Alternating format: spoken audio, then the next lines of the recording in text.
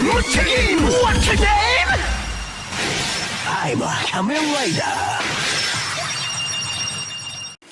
What's up, everybody? It's the Quarter Guy, and it's getting time for me to return back to the place where I grew up for another convention.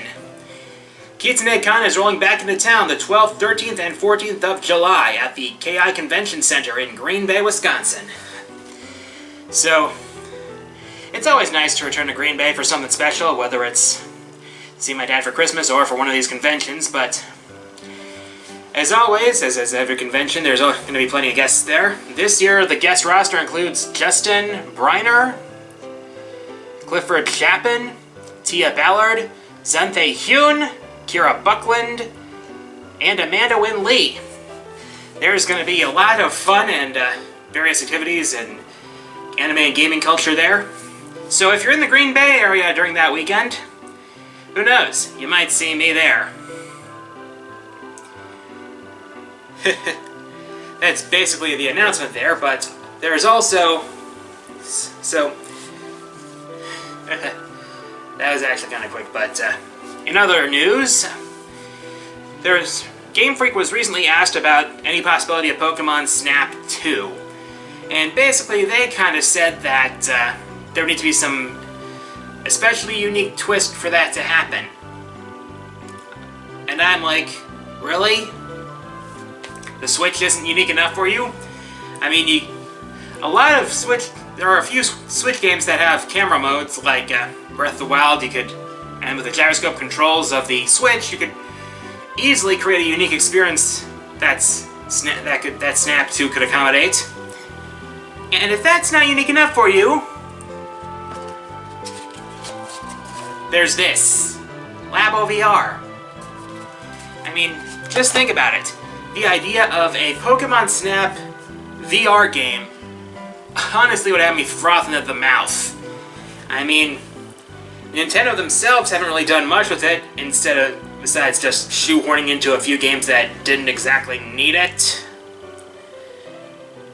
But indie developers seem to be taking advantage of it, and like I might have said at one point, Unity has recently added Labo VR support to their program. So, you've got an opportunity here, Nintendo. Make the most of it. Please. I guess I really didn't have that much to say today. Not as much happened this week that it's not going to be covered in my questions, but that actually gives me an idea for my question of the week. What franchises would you like to see use Labo VR? As always, leave your answers in the comments. Favorite comments will be featured in the next episode. Here are last episode's winners.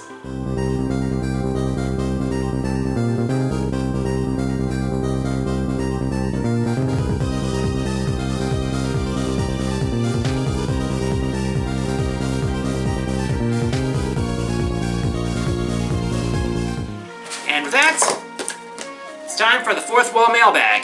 As always, look for the community post and send me your questions there, and I'll answer my favorites in the next episode. So, first question this week comes from Aurier Ballardier, who asks, whose death broke your heart the most, Etika or Chris? Why do you have to ask me a question like that? Well, if you want to know, it was Chris's death that broke my heart the most. I mean, the guy ended up beating back cancer 3 times, and before it finally took him, he went through so much. The whole campaign that his friends rallied behind him to give him a chance to play Smash Ultimate before he passed on. And the fact that Chris was one of my friends online. I was part of a chat group with him, and we had all sorts of fun and games together, and it was really heartbreaking to see him go like that. In fact, I want to see Dante in Smash for his sake. Rest in peace, Chris. Next question comes from Zaki Zazuro, who asks, any thoughts on River City Girls? Yes! Anime Expo this weekend has been a surprising amount of game announcements. including WayForward and Arc Systems collaborating on a new Game in the River City franchise called River City Girls, and the initial teaser was launched this weekend, and it actually looks pretty slick. And you got the old school pixel design, the music, and the gameplay looks great as ever for an old school style beat 'em up. And, not gonna lie, it's nice to see the girls be the heroes on the streets for a change, saving the boyfriends. Also, we got that Shantae 5 intro from Trigger, one step closer to an anime. Next question comes from Cutie Nepgear, who asks, are you excited for Hatsune Miku Project Diva Mega 39s? Okay, they pronounced it Mega Mix in the trailer, but yes, I am happy for it. I mean, ever since the Switch came out, one of the franchises I wanted to see on there was Hatsune Miku. I mean, the first Miku game I really played was Project Mirai on the 3DS, but I've developed an appreciation for Vocaloid music, and I've actually done some streams of the Project Diva games, including X and Future Tone on the PS4. So it's great to see that we're getting a Miku game on the Switch, and also that it's for the 10th anniversary of Project Diva.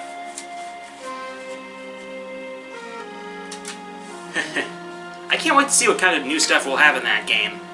Also, not to mention, it stoked the fires of people who want to see Miku in Smash. That would be pretty interesting, not gonna lie. Not saying it's likely, but it would be interesting. Last question this week comes from Blizzard4Online, who asks, need some hugs for later on in life? Dude, who doesn't?